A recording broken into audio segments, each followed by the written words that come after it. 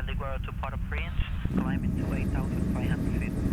78 Juliet, we took off just after him, roger that. January 2010. We're flying into Haiti. This was just days after a devastating earthquake had struck 25 kilometers from the capital, Port-au-Prince.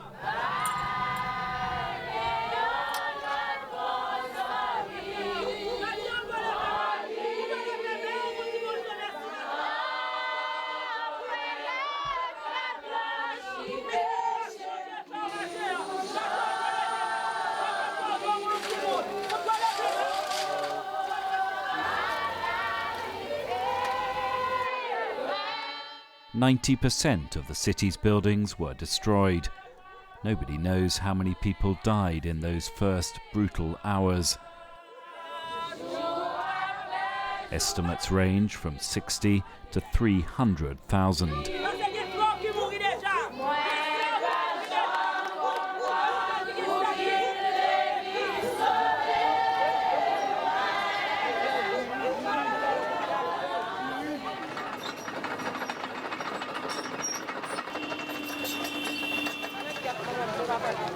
This was a common sight in the city. Endless, usually orderly queues of survivors just waiting for help.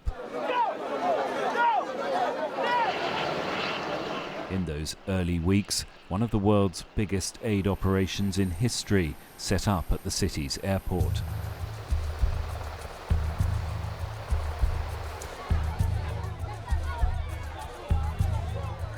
But this catastrophe had directly affected 3 million people.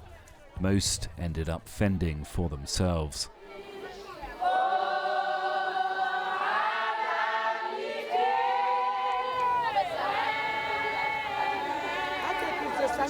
I'm from out here in Boonpool, Lapland. She said the babies are sick. The babies are sick, they got fevers, and they got diarrhea. So we basically we was struck by an earthquake, and everything was upside down ever since. It's hunger, and people is starving, living bad, you see the situation. Yeah, look at where we're sleeping, man. This is where they throw out the trash, man. This is not healthy at all. This is not healthy at all. Can you tell me your name? Oh, my name is Yolanda Server. In those days of chaos, filmmaker Gregory Allen spoke to dozens of victims, including 2 women who, like everyone else in the city, had found their lives shattered in a matter of seconds by the earthquake.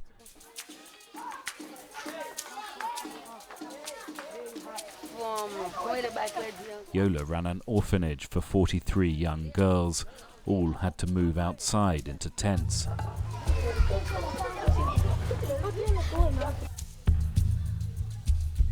Michelle's home fell down in front of her, and she was sleeping in a public square with her young child.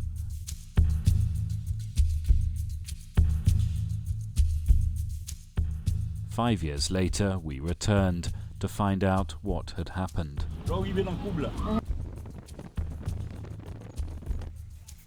First, here is Michelle's story.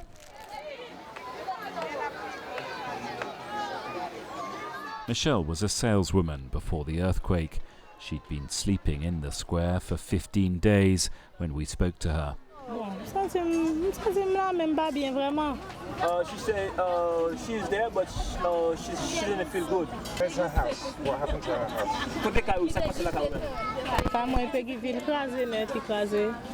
She lives Peggyville, but her house was destroyed completely. Michelle ran out of her house as it fell down. Her son was playing outside.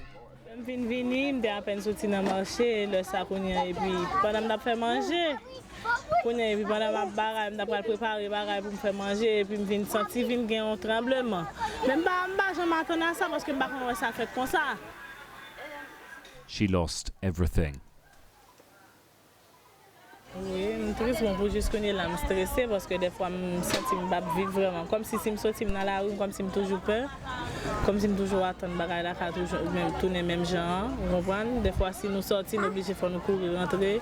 Is she worried for the future of her baby? Ça c'est inquiété pour le futur pour tout le monde. Oui. Yes. Parce que nous dit bah là, tourner même genre. And they don't have nowhere to go, only staying here.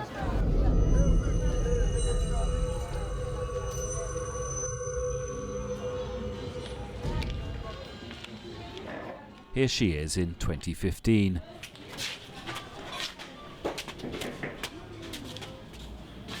Her old home was never rebuilt, but she does have a place to live, a one-bedroom apartment which she rents.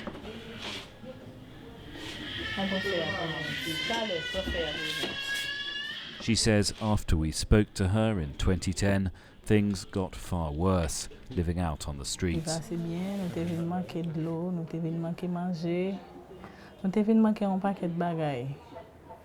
Même bête, voler, tout, ça a toujours convenu à nous l'autre monde. Bon, bien que nous pas convaincre ça, mais il pas une bonne vie même, nous pas bien. C'est ça qui fait que moi-même, moi pas faire un pile temps. Parce que la situation a été dégénérée, moi pas de carité, moi j'étais obligé de descendre.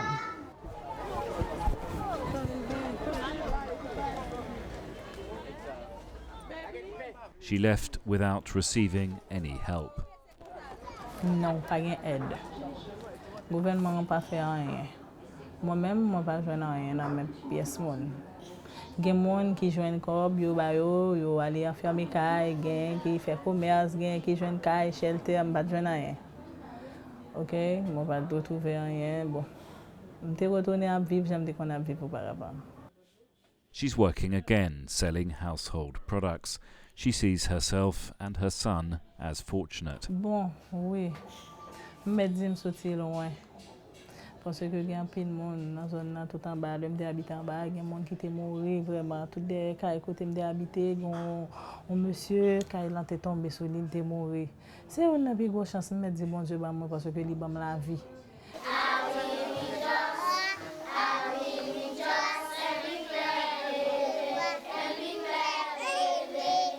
Yola didn't have just one child to care for when her home fell down. She had 43 young girls at her orphanage.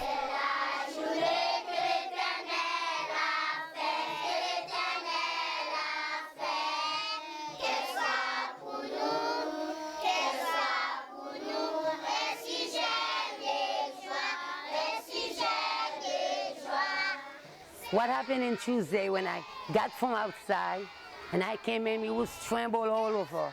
The wall was falling, I didn't know what would happen. Until that, I see that it was, the building would start cracking.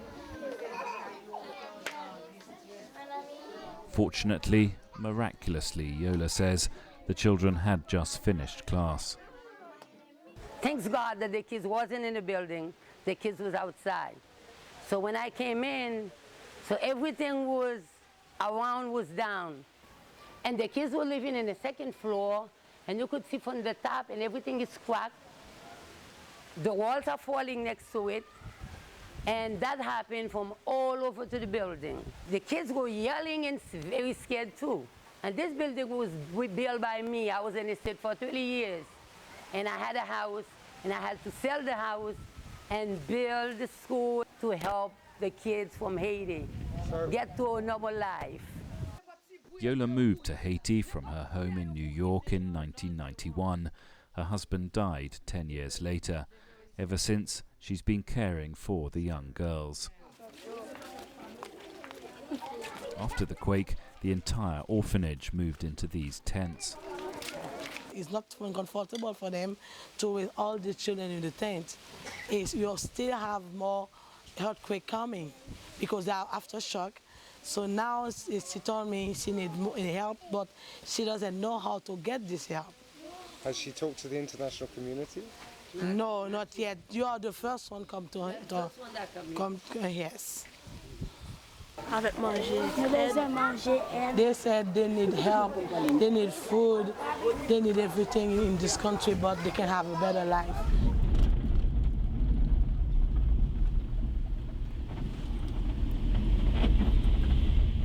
Years later, we went back. Yola never received any substantial aid to repair the buildings.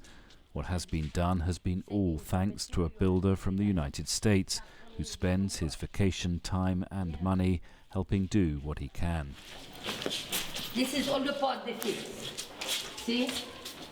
All those parts. This is where that was breaking. This was that corner where it was broken. Yeah. The iron was falling in two parts. Every year they come, they do a little part. Every time they come, they do a little part. And now they fix up 2 floors. Now they should be coming and fix up the 3rd floor.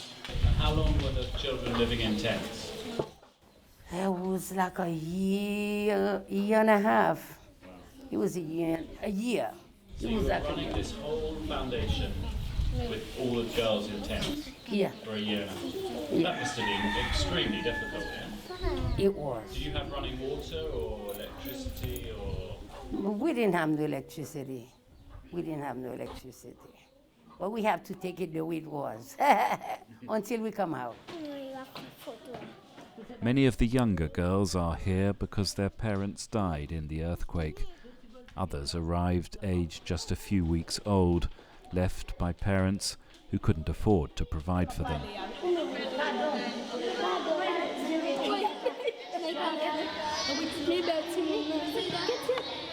We thought we'd show them the images we had of them 5 years ago.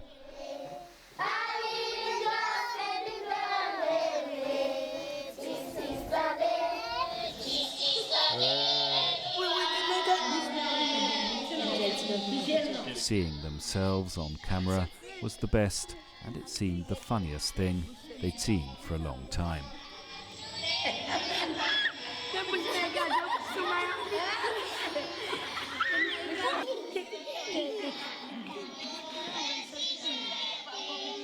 Haiti was totally in the news 5 years ago, and everyone was saying that after this catastrophe maybe good can come out of it. Maybe this will be the turning point and this will change how the country is run and the lives of all the people that survived. Well, let me tell you my feeling.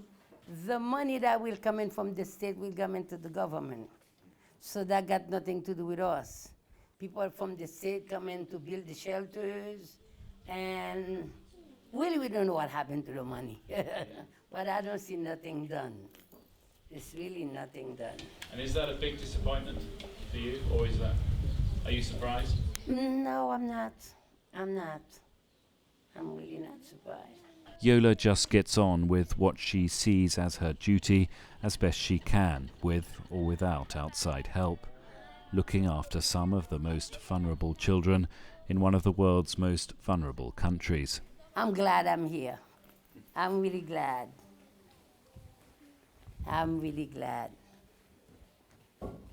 Sometimes they make you happy and sometimes they make you sad, so this is life. Yeah.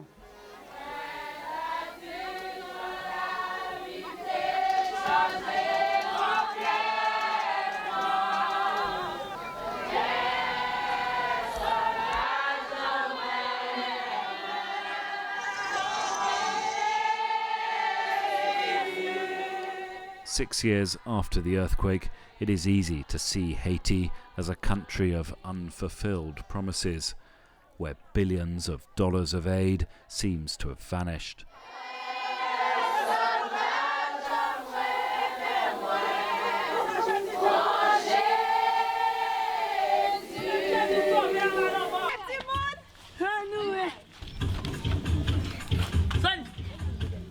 But that doesn't mean there's despair here. Instead, there's a quiet reliance on a simpler form of generosity.